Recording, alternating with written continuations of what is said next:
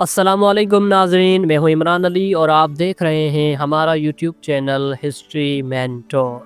آج ہم جس موضوع پر بات کریں گے وہ صرف پاکستان کا سب سے بڑا دریا نہیں بلکہ ایک تہذیب کی بنیاد، ایک قوم کی پہچان اور لاکھوں لوگوں کی زندگی کی امید ہے۔ جی ہاں، ہم بات کر رہے ہیں دریائے سندھ کی۔ یہ دریا کہاں سے نکلتا ہے، کیسے ہزاروں کلومیٹرز کا سفر طے کرتا ہے، اس نے کیسے وادیوں کو تہذیبیں دی اور صحرائی زمینوں کو کیسے آباد کیا، اور آج اس پر بننے والی 6 نئی نہروں کا کیا مطلب ہے۔ تو آئیے تاریخ کے اس عظیم بہاؤ کی کہانی کو جانتے ہیں۔ دریائے سندھ کا جنم ہوتا ہے چین کے بلند و بالا پہاڑوں میں، تبت کے علاقے میں واقع مانسروور جھیل کے قریب۔ یہاں سے نکلنے کے بعد یہ دریا لداخ، بھارت میں داخل ہوتا ہے، پھر گلگت بلتستان کے حسین وادیوں سے ہوتا ہوا پاکستان کے دل میں داخل ہو جاتا ہے۔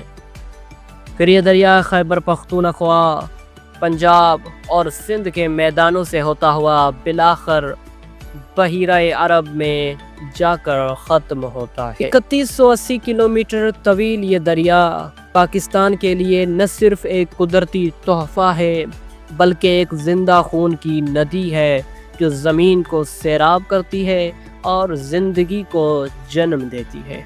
اگر تاریخ کے صفحے پلٹیں تو ہمیں یہ دریا 2600 قبل مسیح کی عظیم تہذیب کا مرکز دکھائی دیتا ہے۔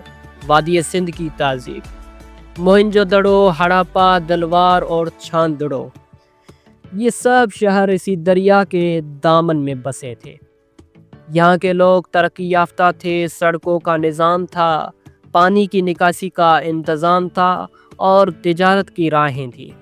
یہ سب کچھ تب ممکن ہوا جب دریا نے زمین کو زرخیزی دی اور انسانوں کو سہارا۔ اور دلچسپ بات یہ ہے کہ لفظ انڈیا بھی اسی دریا سے نکلا ہے۔ 6 صدی قبل مسیح میں ایرانی بادشاہ دارا اول نے دریا کے پار کے علاقوں کو ہندو کہا۔ یونانی مورخ ہیروڈوٹس نے اسے انڈوس لکھا اور بعد میں اسے انڈیا کہا جانے لگا۔ یعنی آج جس ملک کو دنیا انڈیا یا بھارت کے نام سے جانتی ہے، اس کا نام بھی ہمارے دریا سے منسوب ہے۔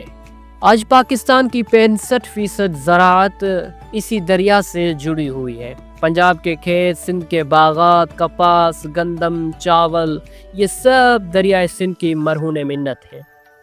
انگریز دور میں بنائے گئے براج میں سکھر، گڈو، کوٹڑی آج بھی اس نظام کو چلا رہے ہیں۔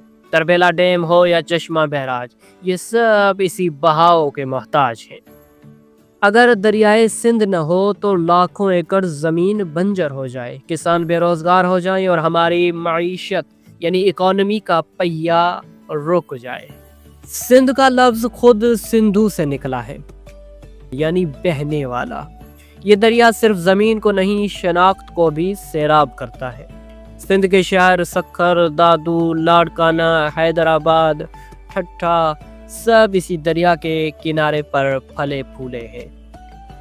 یہ دریا سندھ کی ثقافت، موسیقی، ادب اور فن کا جز شمار ہوتا ہے۔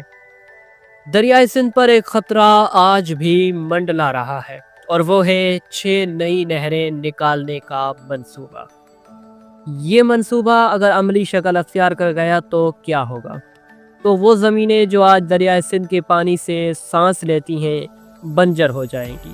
سندھ کے کسان جو نسلوں سے انہی کھیتوں پر گزارا کر رہے ہیں، اپنی زمین چھوڑنے پر مجبور ہو جائیں گے۔ زمینوں میں دراڑیں پڑیں گی، نہروں میں پانی کی جگہ خالی مٹی بہے گی، اور جن کھیتوں میں کبھی گندم، چاول اور کپاس لہراتی تھی، وہاں خاموشی اور مٹی کا راج ہوگا۔ اس مسئلے پر مسلسل احتجاج جاری رہے، عدالتوں میں آواز اٹھائی گئی، پارلیمنٹ میں بحث بھی ہوئی۔ بالآخر یہ منصوبہ عارضی طور پر روک دیا گیا۔ لیکن سوال یہ ہے، کیا یہ رک گیا ہے ہمیشہ کے لیے؟ یہ وہ سوال ہے جس کا جواب صرف اور صرف آنے والے وقت میں چھپا ہے۔ اگر کل کو یہ منصوبہ دوبارہ زندہ کیا گیا تو سندھ کی زرخیز زمینیں صحرا بن جائیں گی، اور ہم صرف پانی ہی نہیں اپنی تہذیب کا وجود بھی کھو بیٹھیں گے۔